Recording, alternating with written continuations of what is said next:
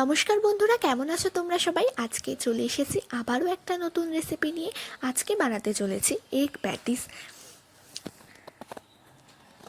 Egg patties বানানোর জন্য প্রথমেই আমরা একটা বাটিতে ময়দা নিয়ে নেব। তাতে দিয়ে দেব স্বাদ মতো নুন আর বেকিং সোডা, আর দিয়ে দেব সামান্য পরিমাণে সাদা তেল।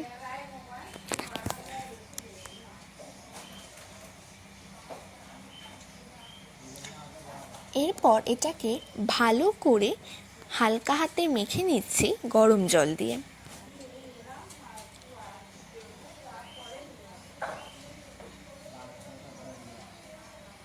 এটা মাখা হয়ে গেলে এটাকে 10 মিনিটের জন্য সাইড করে দেব।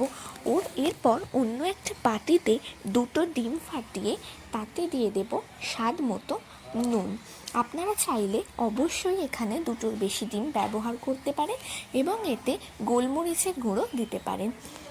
অন্যদিকে পুরের জন্য আমরা একটা পেঁয়াজ কুচি কুচি করে নিচ্ছি।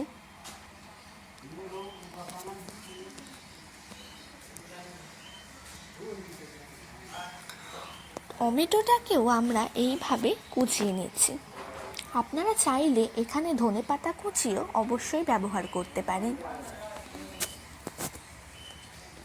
এরপর এটাকে একটা বাটিতে ঢেলে তাতে চিজ দিয়ে দেব গ্রেট করে, আর দিয়ে দেব লঙ্কা কুচি।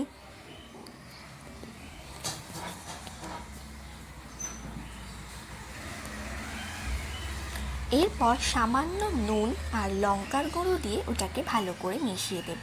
অন্যদিকে 10 মিনিট ময়দাটাকে রেখে দেওয়ার পর সেখান থেকে লেচি কেটে নিচ্ছি। লেচি কেটে নেওয়ার পর বেলুন চাকিতে সাদা তেল দিয়ে এটাকে বেলে নেব। আমরা এখানে পুরো বেলুনটার আকারে এই ডোটাকে বেলে নিয়েছি। এরপরে তাতে দিয়ে দেব ওই এগটা, ওই ডিমের ব্যাটারটা এতে ভালো করে স্প্রেড করে দেব। এরপর ওই পুরটাও এর মধ্যে দিয়ে দেব। এইটাকে আবারও একটু ওপর থেকে এগটা স্প্রেড করে দিচ্ছি। আপনারা চাইলে এগটা অবশ্যই একবারই স্প্রেড করতে পারেন।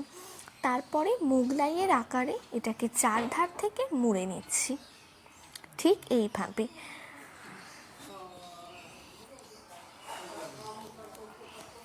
এটা মোড়া হয়ে গেলে ইন্ডাকশানে একটা ফ্রাইং প্যান বসিয়ে এতে সাদা তেল দিয়ে দিচ্ছি।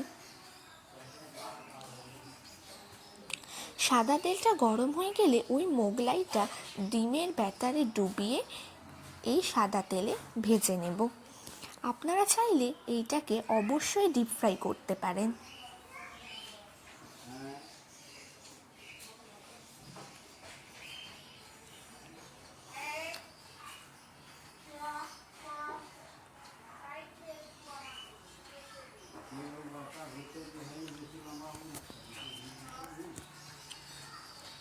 এক পাশটা লাল হয়ে গেলে অপর পাশটা উল্টে দেব।